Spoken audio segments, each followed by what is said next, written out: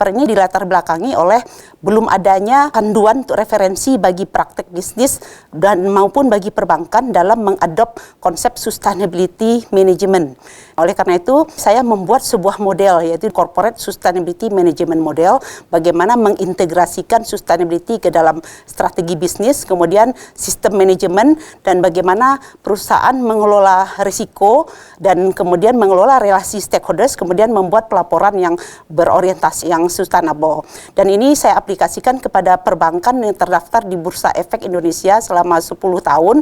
Nah, kemudian saya menguji bagaimana sustainability awareness yang saya definisikan sebagai konsep inovasi sistem manajemen itu bisa mempengaruhi efisiensi operasional bank. Saya mengadop definisi sustainability yang komprehensif. Jadi ada di dalamnya sustainability intention, mencakup sustainability motivation dan pelibatan stakeholders. Bank membuat formulasi visi, misi, dan strategi.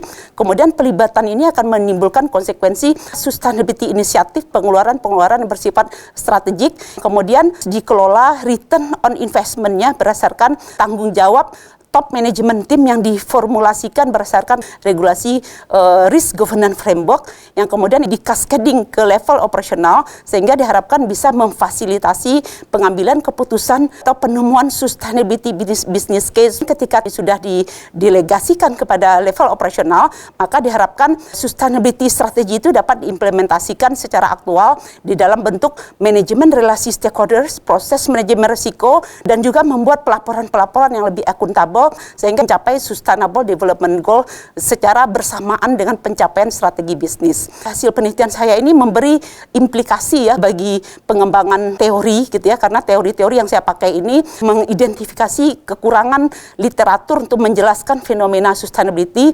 Kemudian CSM model yang saya usulkan ini diharapkan menjadi solusi praktek bagi bisnis perbankan dan juga bagi bisnis perusahaan di Indonesia, karena memang sustainability itu adalah the virtuous cycle balance atau lingkaran kebaikan. Jadi ketika institusi perbankan menerapkan risk pricing, maka dia akan mengarahkan perilaku bisnis ke arah yang lebih sustainable.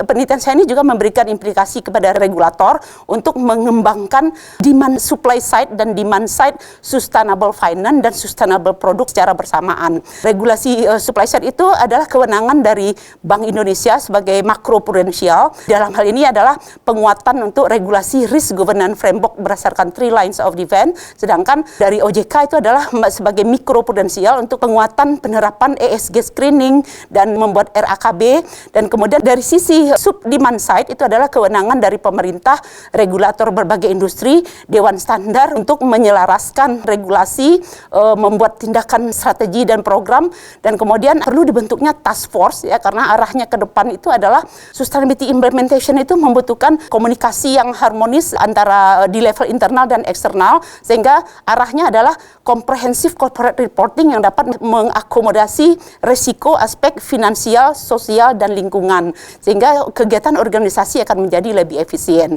CSM model ini bisa diaplikasikan ke atau diuji lebih lanjut pada perbankan menggunakan setting yang fenomena spesifik di bank, mungkin bank-bank yang merger atau transaksi-transaksi yang khusus di bank, kemudian atau juga bisa diterapkan di industri manufaktur dengan menyesuaikan regulasi.